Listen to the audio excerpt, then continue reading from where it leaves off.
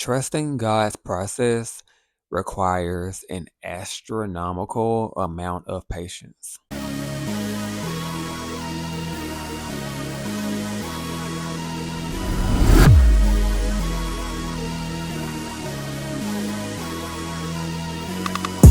Your environment and the people around you really make a big impact on you as a person because I have been surrounded by such negativity and by such high anxiety that it hasn't even truly dawned on me that I reached 1,000 subscribers on YouTube.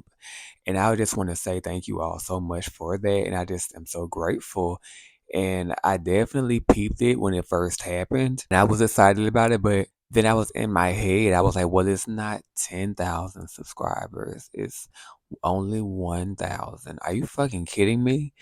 And that's not even how I really feel. That comes into the whole point of this video of God does not play about me and I need to act accordingly. Why am I focusing so much on negative things like the old me?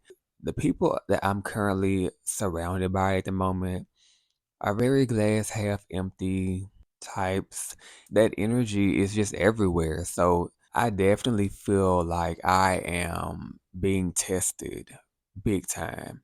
And when you are being tested and when everything that feels so hard, that's when you know that something big is about to happen. And I just have to focus on that. Trusting God's process requires an astronomical amount of patience. And that's something that I've been dealing with for about a year now. You know what I'm saying? Like ever since I left California, patience, and just trusting the process. And it's been really tough. Like today, especially, was super hard to the point where I had to just pray about it. When you feel like you just can't do it anymore, that was me. I had to really just pray to God, like I don't know how much longer I can do this. All of this constant like nagging from loved ones and like people projecting insecurities. Today I didn't even change or get in the shower, exercise because I've been at such a low vibration for the past like 3 weeks, and I've been very conscious of this the entire time, and I've just been trying so hard to pull myself out of it. But it's like being weighed down by something or like being in quicksand. It's like you know that you're in quicksand and you're trying so hard to pull yourself out, but it's like, hard. And it's just like, fuck. And that's even more frustrating because I see the problem, I'm aware of the problem, but I can't fix it. And that's something else that I have to work on. Like, okay, like I can't fix it. I have to look to God. I've got, even though I want more for myself, and I've always have and always will fight for more for myself and to like, make my dreams a reality, I still have gotten comfortable with never truly having everything. You know what I mean? And to the point where if everything does start to work out and everything does sail smoothly and I'm actually comfortable, it feels uncomfortable. It feels awkward as if something's off. Like this is too nice. And that's a problem. And I have to fix that. Another thing that gets on my nerves is when people misinterpret when God wants you to wait. When God says wait, that doesn't necessarily mean literally do nothing. Sometimes you don't have a choice but to do nothing and wait on God. But I think that depending on what it is that you're waiting on, you can wait, but in a different way. Like me, for example, all of the things that I pray about and I'm constantly like dreaming about or just excessively on my mind. There's no way I can just sit on my ass in Mississippi and wait for it to knock on my door or wait for someone to send me an email or slide in my DMs. There's no way. Like, for example, one of the things, modeling. I can't just not update my portfolio every so often. I can't just keep the same photos from 2 years ago and like use those. That's not how it works. I have to continue to go to different cities and collaborate with different photographers that are within the fashion industry and put myself out there online and like rub elbows and network while I'm in these different settings and cities, environments, and among other things. But yeah, you can't say that you want something and pray for something and expect for it to happen. And sometimes it does happen. Like sometimes God sends someone that can help you get started on that certain journey that you prayed about.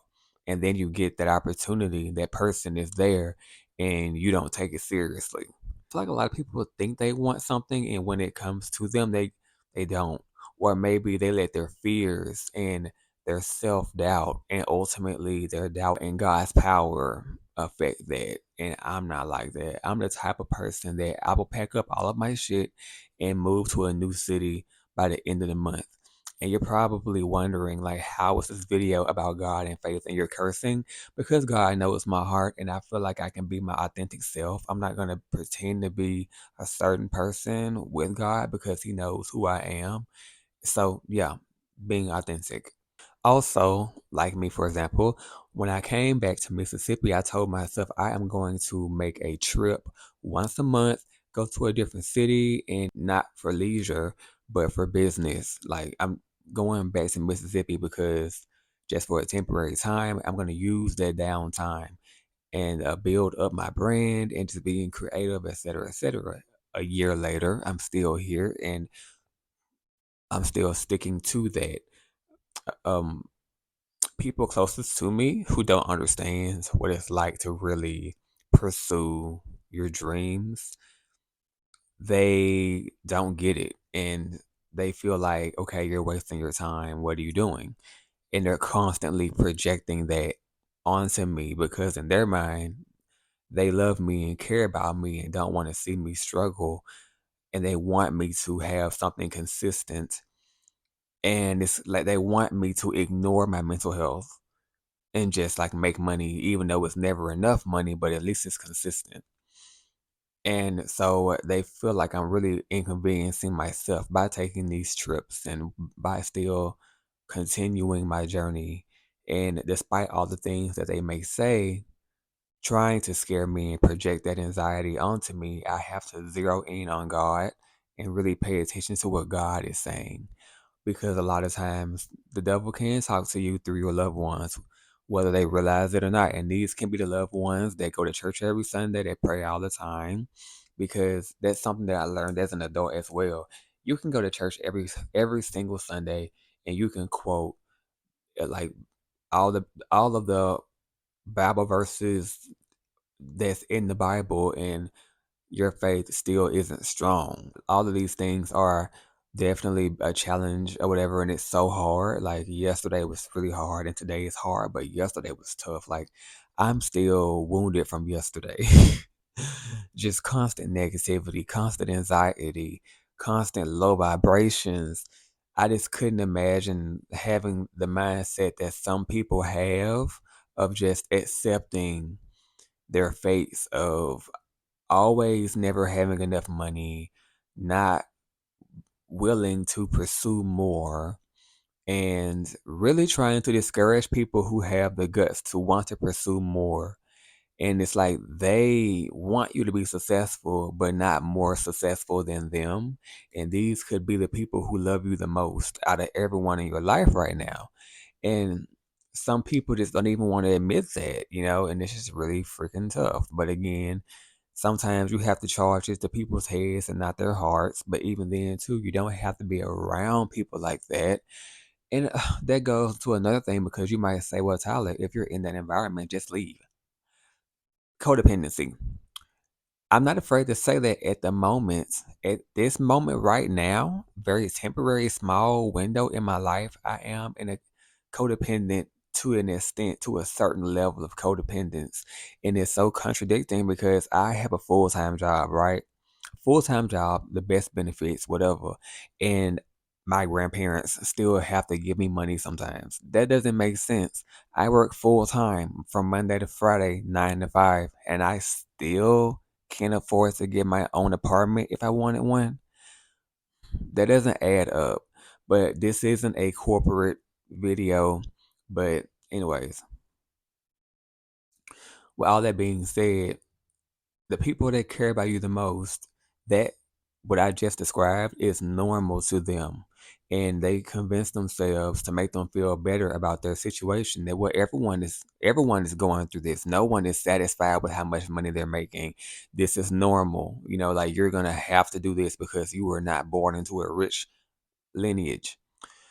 And I refuse to accept that for myself. If I spend the rest of my life being a vigilante, being an entrepreneur, like, then so be it. I'm on that journey with God because there was this study that I saw of like nurses and doctors, people within the medical field that were asked some of like what was like the worst thing about their job or something like that. And they all said it was listening to people like people's regrets on their deathbeds. And they all said the same thing. They wished that they took more risks in life and just like took more risks in life. And I refuse to be like that. You know what I'm saying? Like you have to ask yourself every so often, if I were to die right today, right now, would I be satisfied with the decisions that I made in life? And don't lie to yourself. If you're gonna be a liar, that's between you and God. But if you lie to yourself, I don't even have words for how low that is because first of all, how the hell are you going to lie to yourself? Are you really that gullible? I say all of this to give you an idea of my personal journey with God and how it has its ups and downs. Sometimes we look at people's lives and we think like, oh my God, it's so unfair. Like how did they, get 100,000 subscribers on YouTube? Or how is this person doing all these cool ass vlogs, or how did they get there? How are they doing this? It's not fair. And we all have our own journeys with God. You don't know what that person went through to get there. You don't know what they're going through at the moment. No one's going to show you that their car got towed yesterday on Instagram. No one. We always make fun of people that cry on live on social media. We always say, why do that? So you pretty much answer your own question. Like, social media is showing off highlights of your life. And honestly, not many people are flexing anymore. Most people post like the highlights of their lives to motivate. And even if that's not what they're posting it for, just taking it that way, when you find yourself, feeling negatively, just tell yourself like, yo, this is motivation. Like this person is doing this, I can do it too. Like anything is possible now because it is. Anything is possible. It might be it's gonna probably be the hardest thing that you ever have to do in your life, but what do you have to lose? Me personally, I could never just stay stagnant ever. Ever. If I like me being in Mississippi now, right? I've been here for a year. If I don't think I can do it in a second year. I don't think I can be here 2 years. I really don't. And if I feel that urge to get the fuck out, I am. And I pray every day, like, God, please just like keep me strong because please, like, keep me on the path and the journey with you. Please give me all the patience and the strength that I need so I don't just get up and leave and take matters into my own hands and take the wheel again because I know that's going to make things harder and prolong for myself. But I'm not one of those people that can just sit on my butt and play it safe and become bitter over time because it didn't just happen without any work. I'm not afraid to put in the work when it comes to something that I am passionate about. Because when you're passionate about something, that's God. Could you imagine if God made you and he just put a certain passion in you when he wanted you to do something completely opposite? That's not why you have those passions. And nobody's perfect. We're all human. We have moments where we have like, doubts about things. We wonder if we're going down the right path, making the right decisions, all that stuff. And nobody's perfect again. And I apologize to God all chances that I remember to, because I know I'm being a brat. I look back on all the times that I was so terrified of like outcomes, and I look back on those moments, and I remember how God got me out of those situations. I was in some situations that there's no way I would have been able to get myself out of, and there was even times where I did just kind of just sat there because there was literally nothing that I could do, and I just watched it work itself out, and that was God.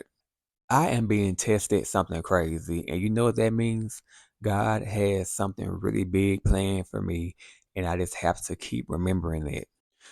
Another thing, if you're going through something like how I mentioned before around low vibrational people, people who are negative, people who like, clearly aren't living the lives that they wish that were living for themselves, you just have to stay zoned in with yourself and confident in yourself. Me personally, that's something that I don't have a problem with because anybody who's happy with their own lives are not going to try to tear you down. I don't care how successful they are. If they're going out of their way to try to make you feel bad about yourself, you win because they see something in you. They see a light inside of you that they want to snuff out or take for themselves. And another thing that I'm asking God to protect me from are leeches, so to speak. People who only only come around you to get something from you. Like you may have something about yourself that this person may want. They may want to know, well, how is this person so popular? They're just so sociable. Like, let me become their friend so I can find out everything about them and like become that. You know what I mean? Like, there are people like that, that want something from you, and that's another reason why I'm so closed off. At the end of the day, I am good. I am blessed and protected because God don't play about me. Anybody who's ever wronged me regretted it. I'm not putting hexes on nobody, but I'm just saying when I see someone doing me wrong or like being rude towards me or whatever the case, I just literally always like my first thought isn't, oh, this person is, I want to fight. For me, I just feel sorry for them because I'm like, you're going through something and I hope you overcome it.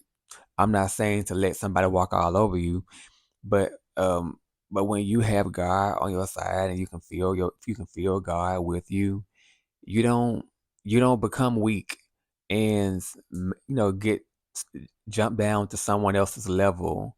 You know what I mean? Just because somebody is upset and they want somebody to take that out on and they choose you and now you feel like you need to get mad because they're trying you. Misery loves company.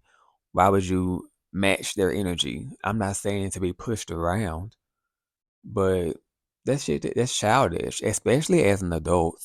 You ain't got nothing to lose. Like this person want to fight, they ain't got nothing to lose, but you might. Stay prayed up, stay protected. But anyways, I hope this video made sense. I just wanted to kind of put it out there, like, and really to remind myself as well because it's the beginning of the year, and I always get really moody around my birthday every year, and I really want to stop that. I just really pray like this time next year I'm where I want to be in life, but it's all right because whenever I start to like get in the mood, like God always throws me a blessing that shows confirmation to keep trusting in Him. Yeah. Word of advice for whoever's watching this video. Whenever you feel discouraged and you feel like, damn, I'm so tired, I just can't keep going anymore. Just tell that to God. Like, I'm tired. Like, I trust you, but I'm so tired. Like this, I just don't know how much longer I can go. And watch God. Watch him. But you have to keep your eyes open, pay attention to your surroundings. It's like some people expect God to physically like come to them like, as a voice in their ear, like, hi, so and so, like, yes, I got you. Like, that's not gonna happen. And if it does, you about to be in the newest Bible and the newest testament. But anyways, comment down below some encouraging words because I ain't gonna lie, y'all, the past few months, the past few weeks, hell, months too low key, have been tough. But the fact that I've been fully conscious of that is a huge sign of strength. Don't forget to like, comment, subscribe. And if you're new here, I hope you come back. I hope you enjoyed the video. And don't forget to, hit that little bell button. And don't forget to share this video to all your friends and family onto other platforms. So see y'all next time.